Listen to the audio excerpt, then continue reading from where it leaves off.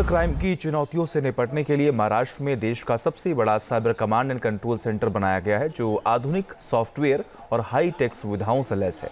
जायजा लिया हमारे सहयोगी पंकज मिश्रा ने। देखिए,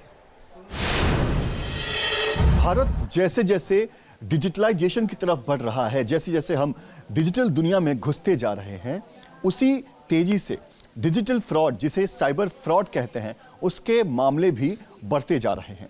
और इसी तरह के फ्रॉड से निपटने के लिए महाराष्ट्र सरकार ने Maharashtra cyber crime command and control centre की शुरुआत की है, जहां पर इस वक्त हम मौजूद हैं। आपको मैं तस्वीर दिखा रहा हूं Maharashtra state cyber control and command centre की, जहां पर हर रोज़ अलग अलग तरह के जो साइबर रिलेटेड शिकायत हैं वो आते हैं। पूरे महाराष्ट्र से यहाँ पर शिकायत ली जाती है। हर रोज़ करीब 1000 से ज़्यादा लोग कॉल करके अपने साथ हुए साइबर फ्रॉड्स के मामले को यहाँ पर रजिस्टर्ड करते हैं और फिर यहाँ से उन मामलों पर शिकायत दर्ज होने के बाद उसकी जांच शुरू होती है। आप बता दें कि ये जो Maharashtra state cyber control and command centre है, अपने आप में देश का इकलौता ऐसा सेंटर है जहाँ पर हर तरह के साइबर क्राइम्स ना सिर्फ रिपोर्ट्स होते हैं बल्कि उनका निवारण भी होता है, यानी कि उनकी जांच करके जो विक्टिम्स हैं उन्हें जो है वो उस मामले में उनको जो है न्याय भी दिया जाता है। अब बता दें कि ये जो कॉल सेंटर है, ये जो कमांड सेंटर है, ये बेहद ही हाईटेक है।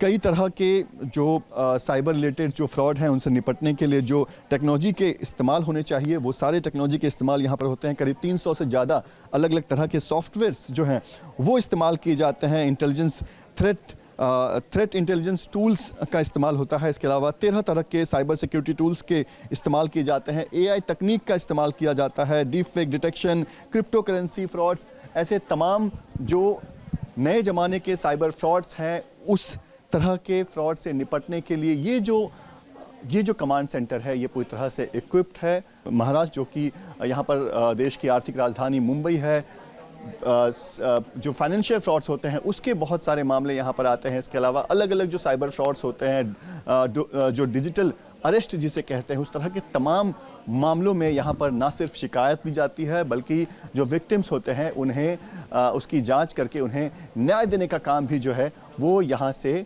किया जाता है। वीडियो जर्नलिस्ट कामेश हल्दे के साथ Pankaj Mishra, news nation, Navi Mumbai. Cyber command and control centre की क्या है खासियत, कैसे करेगा काम, जानकारी दे रहे हैं महाराष्ट्र साइबर डिपार्टमेंट के स्पेशल IG यशस्वी यादव ने।